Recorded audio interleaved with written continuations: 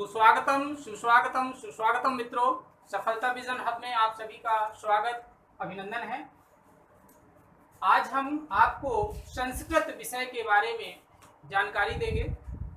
मित्रों, जैसा कि हम जानते हैं TET, C TET, super TET के एग्ज़ाम में हम लोगों का संस्कृत एक इलेक्टिव सब्जेक्ट के रूप में लिया जाता है, जो टेट सी टेट में 30 मार्क्स के क्वेश्चंस कॉमन आते हैं, जिसके बारे में हम लोग आज अध्ययन करेंगे।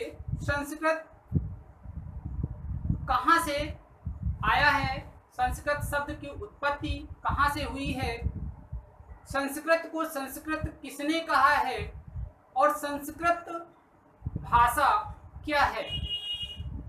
चलिए दोस्तों, आज हम आपको संस्कृत के बारे में बेसिक इंट्रोडक्शंस करवाते हैं, जानकारी देते हैं। देखिए, हमारा पहला वर्ड है संस्कृत। दोस्तों, जैसा कि आप जानते हैं संस्कृत, संस मतलब संस्कार, संस का मतलब होता है फ्रेंड्स संस्कार, यानी संस्कार। संस्कार क्या है? संस्कार हमारे पूर्वजों के द्वारा हमें जो प्रदान किया गया है वो हमारे संस्कार होते हैं। हम अपने पूर्वजों के बताए हुए दिशा निर्देशों पर, मार्गों पर चलते हैं और उन्हीं रास्तों पर हम चल करके आगे बढ़ते हैं, वो हमारे संस्कार होते हैं। इसे हम दो वर्ड से, तो देखिए मित्रों, संस्कृत संस्कारित भाषा क्या है फ्रेंड? दोस्तों, संस्कारित भाषा यानी सर्वप्रथम भगवान इंद्र के द्वारा संस्कृत को अनुयायी कहा गया है। संस्कृत में चूंकि अब ये देवों के द्वारा, देवों की वाणी, देवों के द्वारा जो है इसको प्रयोग किया गया, इसलिए इसे हम लोग देववाणी कहते हैं। इनके द्वारा देववाणी इसको कहा गया है। दोस्तों मित्रों, इंद्र, भगवान इंद्र के द्वारा इसे हम लोग किस नाम से जानते हैं? देववाणी, यानी देवताओं की वाणी। देवताओं के मुख से, मुखारविंद से इसका प्रस्फुटन हुआ है, इसलिए इसको हम देववाणी कहते हैं। मित्रों, जैसा कि आप जानते हैं प्राचीन काल में देवताओं के द्वारा संस्कृत के कुछ शब्द, संस्कृत के कुछ संज्ञाएं, कुछ सूत्र का प्रयोग किया जाता था, जिस कारण से इसे हम देववाणी कहते हैं। ये देववाणी शब्द कहां से आया है? भगवान इंद्र के द्वारा। इसके बाद ऋषियों की वाणी, ऋषियों की वाणी आई है। तो यहाँ पर दोस्तों, जैसा कि हम जानते हैं ऋषि भारद्वाज ऋषि, यानी ये एक आचार्य थे, आचार्य पद्धति, जिसको हम लोग कहते हैं गुरुकुलम। गुरुओं के आश्रम में रह करके शिक्षक जो है छात्रों को क्या करते थे? उनको शिक्षा देते थे, ग्रहण करवाते थे। आचार्य वहां पर होते थे ऋषि मुनि, जो अपने शिष्यों को अपने आश्रम पद्धति के द्वारा ज्ञान प्रदान किया करते थे। और पहले जो हमारी भाषा थी, प्राचीन भाषा, जिसे हम लोग क्या कहते हैं? क्या कहते हैं दोस्तों? देववाणी। क्या कहते हैं? देववाणी। मैंने अभी आपको जस्ट बताया, क्या कहते हैं? देववाणी। तो देववाणी का अध्ययन ऋषि भारद्वाज के द्वारा आगे बढ़ाया गया है।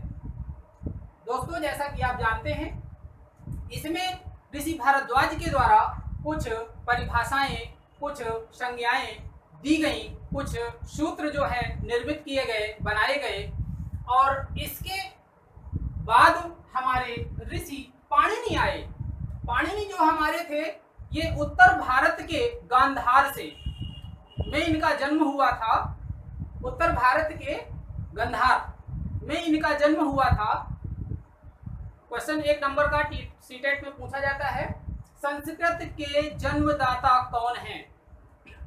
तो दोस्तों जैसा कि आप जानते हैं संस्कृत के जन्मदाता पाणिनि को कहा जाता है, क्योंकि 6वीं 7वीं शताब्दी में, सदी ईसा पूर्व में, या कह सकते हैं आप 7वीं 8वीं ईसा पूर्व में हमारे गुरु पाणिनि आए। इन्होंने आपके ऋषि भारद्वाज के मार्गदर्शन पर या उनके बनाए हुए श्लोक, उनके बनाए हुए कुछ परिभाषाओं, उनकी बनाई हुई कुछ संज्ञाओं का उद्धरण करते हुए इन्होंने एक नई भाषा, परिवर्तित भाषा, जिसको हम लोग कहते हैं संस्कारित भाषा। क्या कहते हैं फिर दोस्तों? संस्कारित भाषा। तो इन्होंने भारद्वाज के श्लोकों का, ग्रंथों का संस्करण किया। संस्करण करके इन्होंने एक नया श्लोक, एक नए मंत्र का उद्धरण किया। इस कारण से इन्हें संस्कृत का पितामह कहा जाता है, संस्कृत के जन्मदाता कहा जाता है। दोस्तों हमारे इस पे एक कहानी है, थोड़ा सा इसको बड़े गौर से सुनिएगा। इसमें कुछ क्वेश्चंस हैं, वो क्वेश्चंस आप लोगों के क्लियर होंगे। ऋषि पाणिनि जो थे हमारे, वह बहुत शिव के परम भक्त थे। शिव की पूजा, तप, वंदना किया करते थे और शिव उपासक भी थे। तो पाणिनि जी हमारे एक बार जप कर रहे थे भगवान शिव का, तो भगवान शिव हमारे जो है प्रसन्न होते हैं और प्रसन्न होकर के ऋषि पाणिनि के समक्ष खड़े होते हैं। जैसे ही भगवान शिव ऋषि पाणिनि के सामने खड़े होते हैं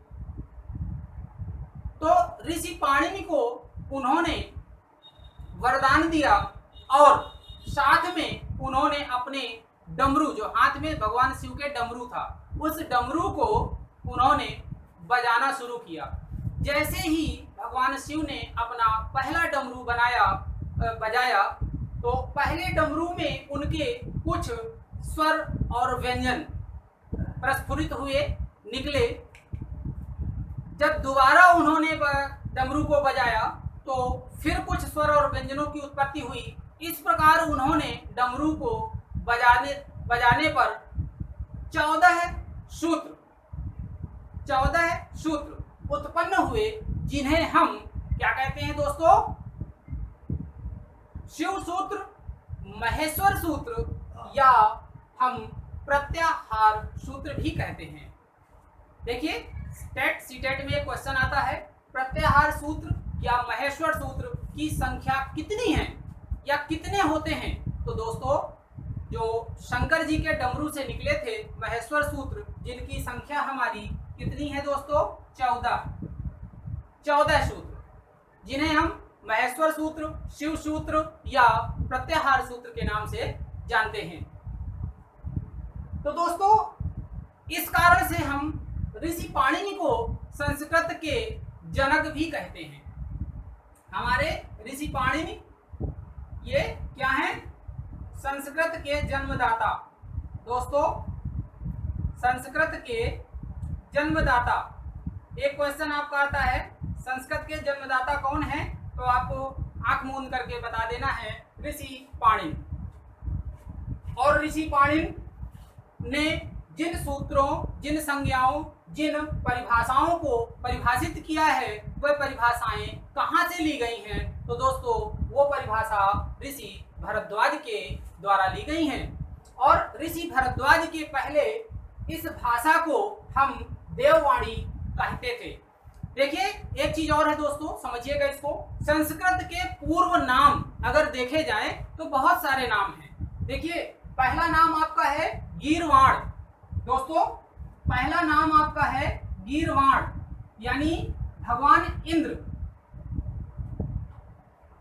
भगवान इंद्र यानी भगवान देवों के समय इसे पहले गीर्वाण कहा गया है, गीर्वाण भाषा। फिर इसके बाद इसको दूसरा नाम दिया गया है दोस्तों भारती, और फिर इसको दोनों नाम को मर्ज करके नाम दिया गया गिरवाण भारती।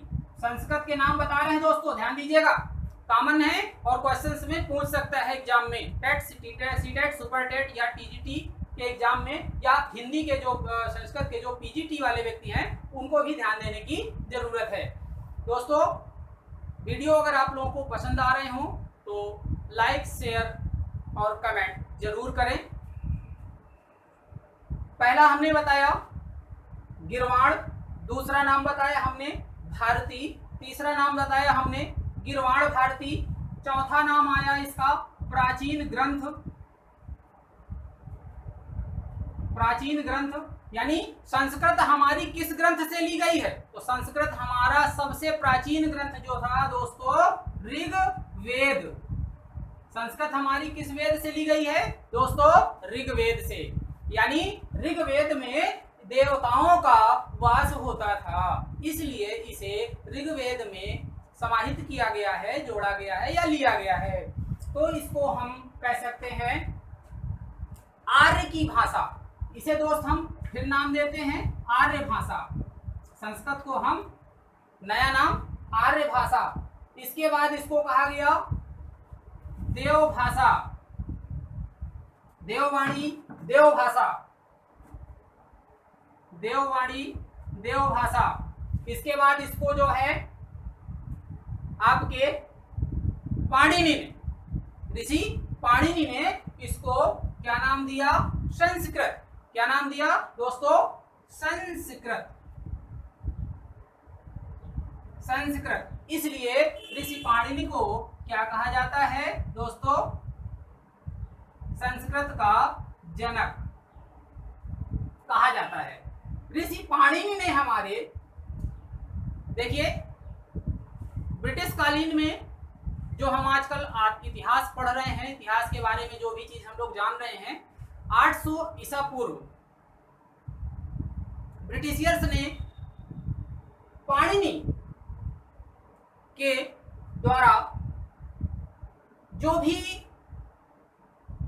व्याख्या की गई है या इतिहास के बारे में जो भी बताया गया है, तो ब्रिटिशियर्स ने 800 ईसा पूर्व इसे इतिहास में लिखा है। और इसमें एक इनकी प्रमुख पुस्तक थी, प्रचलित हुई है, जो जिसको हम अष्टाध्यायी के नाम से भी जानते हैं। अष्टाध्यायी मतलब अष्ट अध्याय, 8 अध्याय। अष्टाध्यायी, अष्टा का मतलब होता है 8 और अध्याय का मतलब होता है चैप्टर। तो यानी 8 अध्याय इसमें थे, 4 पद थे टोटल। इसमें 38 से लेकर के 220 सूत्रों को समाहित किया गया है।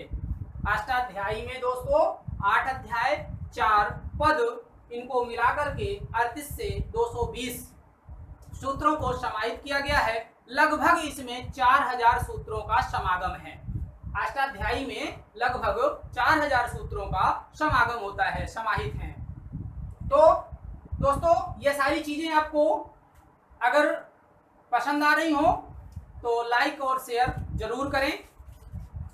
इसके बाद भगवान शिव के डमरू से जो मैंने अभी आपको बताया 14 सूत्र निकले हैं, यानी पाणिनि ने जो स्वर और व्यंजन भगवान शिव के